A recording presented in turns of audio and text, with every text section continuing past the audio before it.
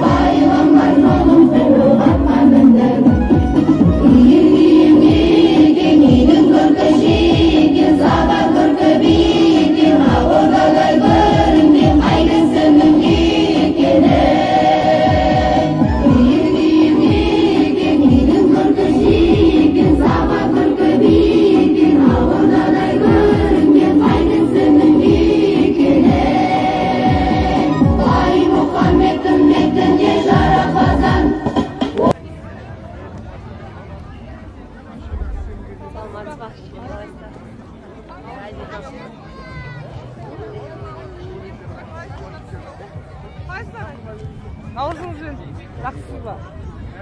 Yapıdan mı? Hadi Ya, күшті не түсіріп, видео ма? Түсіватсыңдар уже. Жаңа жылдар құтты болсын. Аман есен жылдар жылға. Қаяқтасыз қазір? Ашылапайсыздар, бір қалаға жарысқа барамыз. Өзім бардым, жасау сияқты болды.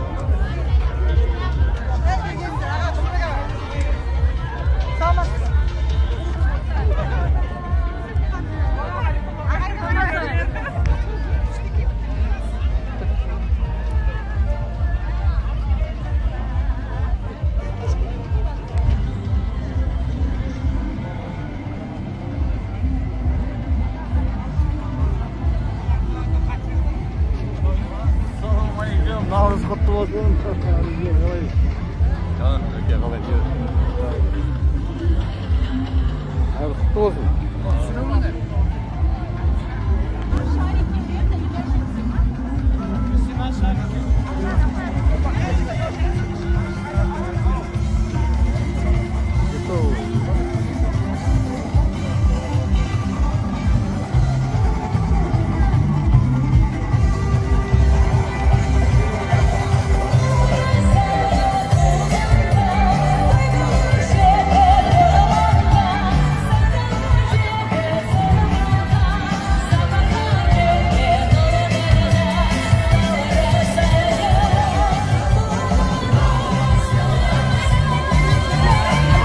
Қос бірдей той қатары келіп дүбірлетіп жасадық дүрмек тойды.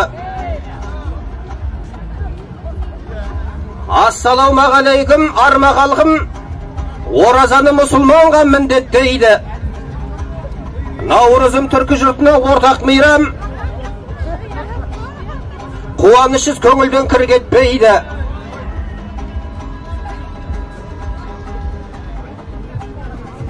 Ау Альбина, жеңермін бүгін сенен жеңілермін, думанды топты көрсем елең дедім. Қыз бен жігіт айтсын жасау деген, жасаған соң ақталу керек қой сенім елдің. Жырыммен жіпсітейін Альбинаны, Самарқанның көк тасы ереген күн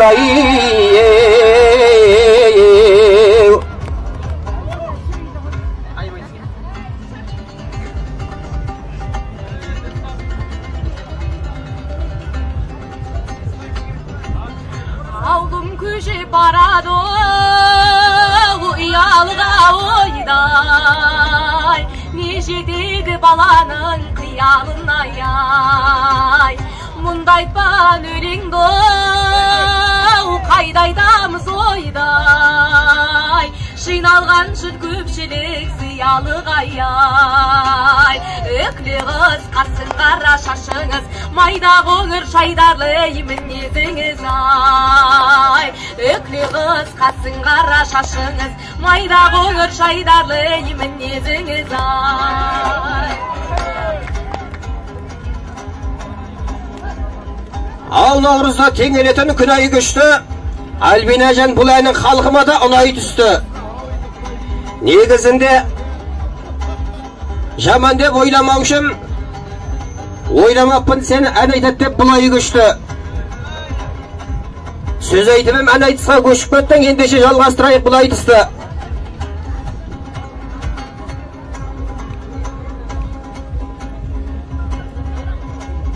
Айналайын қарағым қал жақсы майқол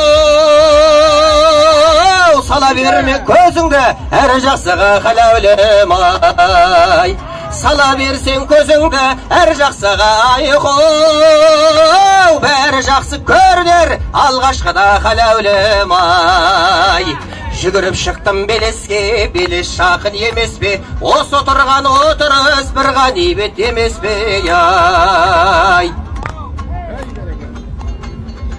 Қаламалы қолыма жазамын хат Өзім арзан болсам да сөзім қымбат деу айдай Бекер қарап отырған жараспайды Бәйгатындай тұрыпсың тағаланып деу айдай Былтырғым мен бұйылғай қолда жоқтың қиынай Ұстараның жүзінде аударылған дүнияй Жүрушедік той-тойлай торғын белбеу бір байлай Әже іздеп келгенде сөйлесек ыңғайлай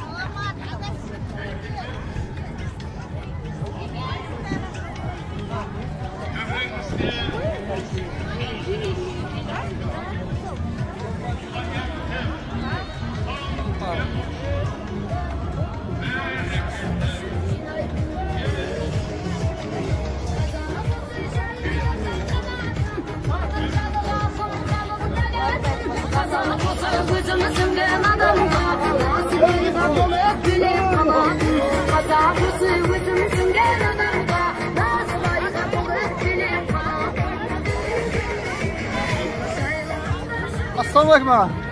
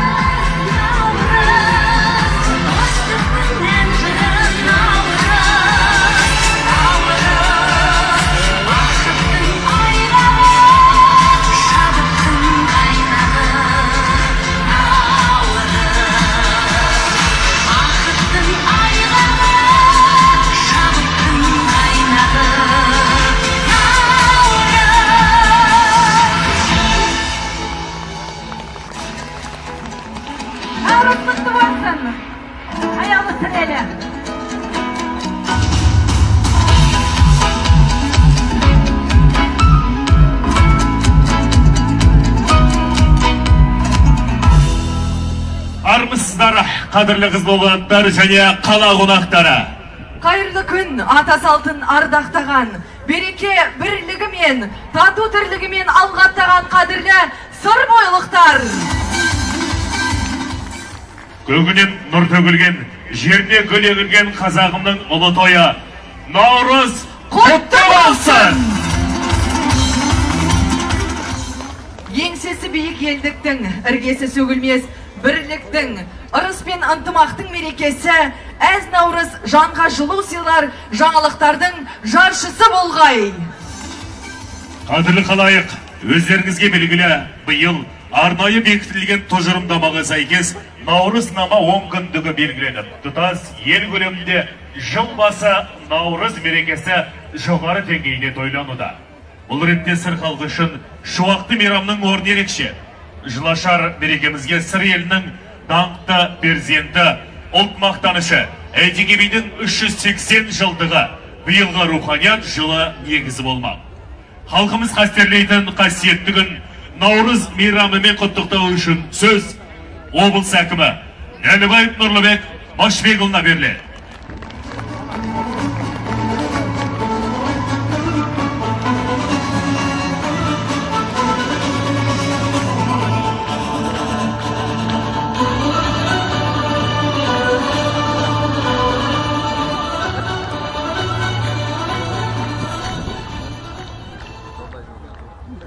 Қадірлі жерлестер, ардақты ағайын, сіздерді жақсылықтың жаршысы, жаңа жылдың бастауы, ұлыстың ұлы күні әз Наурыз мейрамымен шын жүректен құттықтаймын.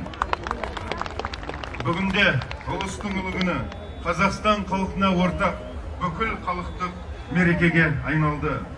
ЮНЕСКО ұйымы Наурыз мейрамын адамзаттың материалдық емес мәдени мұралар тізіміне кіргізіп, ұлық мерекеміздің мәртебесін арттыра түсті. Бұл орайда жер ана мен табиғат қана тілеп қоймай, қоғамның ынтымағы мен бірлігін, бейбітшілігін нығайтатын адам баласының да жан дүниесі жаңарады. Наурыз арада ғасырлар мен мыңжылдықтар өтсе де, құндылығын жоймай, бүгінгі күнге жеткен халқымыз асыға күтетін, қуана күтетін Ақжолтай мейрам. Мемлекет басшысы Қасым-Жомарт Кемелұлы Наурыз жаңару мен жаңғырудың символы. Сондықтан төл мерекеміздің мазмұнын байытып, оны барынша ерекшелеп, жаңаша атап өткеніміз жөн. Бұл қадам қоғамды естіріп, ұлттық бірегейлігімізді айшықтап, ел бірлігін нығайта түсуге ықпал етеді деп сенемін деген болатын. Әз Наурыздың мәртебесін көтеру, мән-мазмұнын байыту бастамасы жақында Атырау қаласында өткен ұлттық құрылтайда мемлекет басшысы тарапынан кеңінен ашыла түсті. Президентіміздің бастамасымен биылғы Наурыз мейрамы 10 күн бойы мерекеленуде. Бұл 10 күндік төл мерекемізді тойлаудың жаңа дәстүрлерін қалыптастыруға, озық адами қасиеттерді, қайырымдылықты, шынайылықты, адалдық пен мейірімділікті дәріптеуге бағытталған. Сыр елі Наурыз мерекесіне мемлекет басшысының және үкіметтің қамқорлығы мен қолдауының арқасында толайым табыстарымен жетті. Аймаққа арнайы жұмыс сапарымен келген президентіміз Қасым-Жомарт Кемелұлы аймақтағы серпінді жұмыстарымызбен өңірдің дамуына оң бағасын берді. Бұл барша сыр бойлықтардың адал еңбегінің тынымсыз тірлігі мен бірлігінің жемісі. Дана халқымызда ырыс қайда барасың, ынтымаққа барамын деген керемет сөз бар. Осы тұста барша ынтымағы жарасқан сыр бойы халқына өздеріңізге берекелі бірлігі мен толымды тірлігі үшін шын көңіліммен, ақ пейіліммен риясыз алғысымды білдіремін. Қадірлі қауым, тамыры терең, тарихы кенен, Алаштың анасы, қасиетті сыр өңірінде соңғы жылдары мақсатты бастамалармен қарқынды дамуға айналған істер жүзеге асуда. Экономиканың барлық салаларында өсім бар. Қаңтар-ақпан айларындағы әлеуметтік экономикалық даму көрсеткіштері бойынша өңірлер арасында аймағымыз алғашқы орынды иеленді. Осыдан 1,5 жыл бұрын облысымыздың бюджеті 360 миллиард теңгені құраған болатын. Биылғы жылы өңірдің бюджеті 650 миллиард теңгемен бекітілді. Бұл ауқымды қаражат халқымыздың ең өзекті деген мәселелерін шешуге, өмір сүру сапасын арттыруға бағытталуда. Сырбойлықтардың 98,4% орталықтандырылған ауыз сумен қамтылған. Биыл осы бағытқа 5 миллиард 400 миллион теңге бөлініп, 14 жаңа жоба жүзеге асырылады. 2025 жылы облыс тұрғындарын 100% ауыз сумен қамтамасыз етеміз. Өңір тұрғындарының 75% көгілдір отынның игілігін көруде. Биыл 5 миллиардқа жуық теңгеге аймағымызда 12 елді мекен газға қосылып, жыл соңына дейін газбен қамту көрсеткіші 78%-ға жетеді. Мерейлі мереке аясында Шиелі ауданында 2 ауыл көгілдір отынға қосылды. Аймағымызда 5 миллиардқа теңге жуық қаржыға 225 шақырым электр желісі және 50 қосалқы станциялар орнатылады. 30 миллиардқа жуық қаржыға ұзындығы 300 шақырымды құрайтын жолдарымыз жөндеуден етеді. Жылдың соңына дейін жағдай жақсы жолдардың үлесін біз 90%-дан асырамыз. Өңіріміз күн санап көркейіп, ажарын айшықтайтын зәулім ғимараттар мен тұрғын үйлер бой көтеруде. Биыл бюджет қаражат есебінен 14 миллиард 300 миллион теңгеге 1890 пәтерлі 70 тұрғын үй құрылысы жүргізілуде. Бұл көрсеткіш жыл көлемінде едәуір ұлғаятын болады. Мереке қарсаңында 220-ға жуық отбасы жаңа пәтерге ие болды. Наурыз басында 1000 орындық өнер орталығы салтанатты түрде ашылды. Жақын күндері Қызылорда қаласының сол жағалауынан жаңа үлгідегі автовокзал ғимараты пайдалануға беріледі. Бүгінгі таңда құны 7 миллиард 900 миллион теңгені құрайтын 300 орындық жатақханасы бар. 400 орындық физика, математика мектебінің құрылысы қарқынды жүруде. Алдағы қыркүйек айында ел игілігіне пайдалануға беріледі. Мемлекет басшысының бастамасымен қолға алынған жайлы мектеп ұлттық жобасы аясында биыл өңірде 10 жаңа мектеп ел игілігіне табысталады. Тағы да 11 жаңа жайлы мектептің құрылысы басталады. Облыс орталығында шығармашылық академиясы, 2 ауданда оқушылар үйі мен өнер мектептері бой көтереді. Қызылорда қаласында құны 36 миллиард 400 миллион теңгеге 100 келушіге арналған емханасы бар, онкологиялық бөлімшесі бар, 300 орындық көпсалалы көпбейінді аурухананың құрылысы жүруде. Құны 2 миллиард 900 миллион теңгені құрайтын қан орталығы медицина қызметкерлерінің күнінде ел игілігіне пайдалануға беріледі. Өңірімізде демеушілердің қолдауымен құны 37 миллиард 600 миллион теңгені құрайтын жаңа жобалар жүзеге асуда. Құны 20 миллиард теңгені құрайтын Қорқыт әуежайының жаңа терминалы жақын арада пайдалануға беріледі. Қазгермұнай компаниясының демеушілігімен 2 миллиард 350 миллион теңгеге 350 орындық оқушылар сарайының құрылысы жүруде. Оқушылар сарайы мен теннис орталығы құны 2 миллиард 700 миллион теңге тұратын тамыз айында ел игілігіне пайдалануға беріледі. Саут-Сол компаниясының демеушілігімен құны 4 миллиард 800 миллион теңгені құрайтын 650 орындық жаңа үлгідегі музыкалық колледждің құрылысы басталды. Қадірлі ағайын, биылғы Наурыз мейрамы күллі мұсылман үшін қасиетті Рамазан айымен тұспа-тұс келуде. Біз дін мен дәстүр сабақтастығын ұстанып, ұлттық құндылықтарымыз бен салт дәстүрімізді дәріптеуге ерекше мән беруіміз қажет. Өздеріңізге белгілі, биылғы жыл өңірімізде руханият жылы деп жарияланды. Осы жылы барлық аудандарда ішінде неке қию залы, кітапхана, мұрағат, музей, жастар сарайы, ардагерлер мен аналар үйі бар руханият орталықтарының құрылысы салынуда. Бұл құрылыстарды жүзеге асыруға облыстық бюджеттен 11 миллиард 500 миллион теңге қаржы бөлінді. Сырдария өзенінің сол жағалауынан жаңа өлкетану музейі бой көтереді. Мемлекет басшысы Қасым-Жомарт Кемелұлы адал азаматқа тән қасиеттер әрбір жастың бойынан табылу керектігін айтып, адал азамат ұғымын кеңінен ашып берген болатын. Президентіміздің осы идеясын іске асыру мақсатында өңіріміздегі барлық мәдениет үйлері жанынан халқымыз ер тілегі де, ел тілегі де қабылдаған ұлттық құндылықтарымызды ұлықтаған Наурыз мейрамы тәуелсіз елімізге, туған жерімізге, әрбір отбасына ырыс-құт молшылық пен бейбітшілік әкелгей. Жеріміздің тынысы кең, еліміздің мерей үстем, халқымыздың келешегі кемел болсын деп тілек білдіремін. Егемендігіміз еңселі, тәуелсіздігіміз мәңгі болғай. Ұлы соң, ақ мол болсын. Наурыз құтты болсын ағай. Рахмет көп.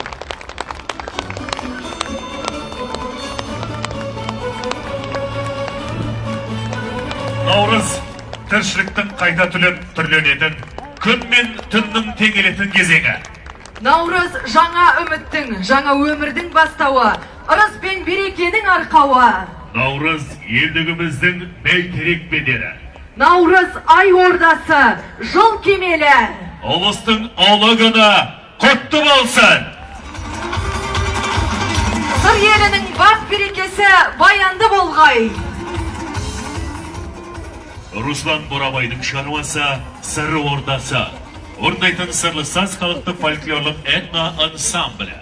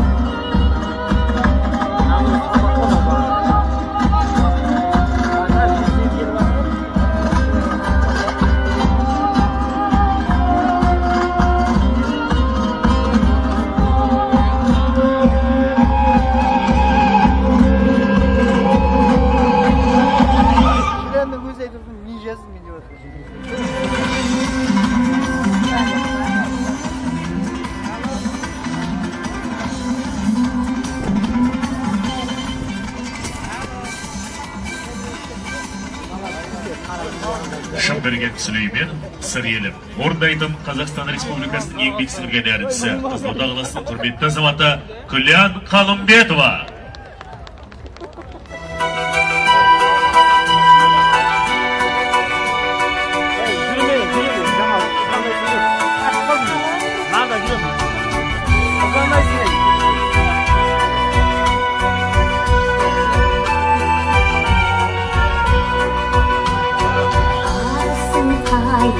Kışın jayı, жарысың жайы сырын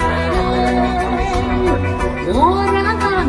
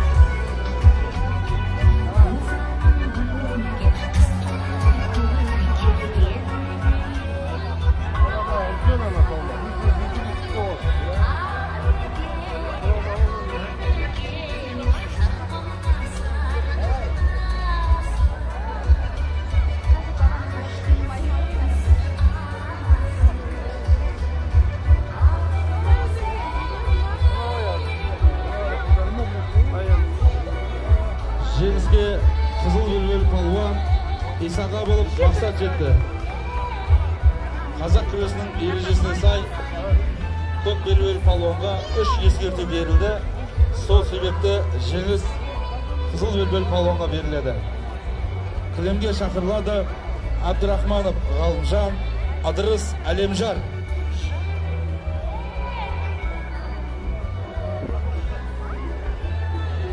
Дайындалып отырсын. Осы белдесуден кейін Нұрадин Темірлан, Әбілхасен ұлы Шыңғыс. Нұрадин Темірлан, Әбілхасен ұлы Шыңғыс дайындалып тұрсын.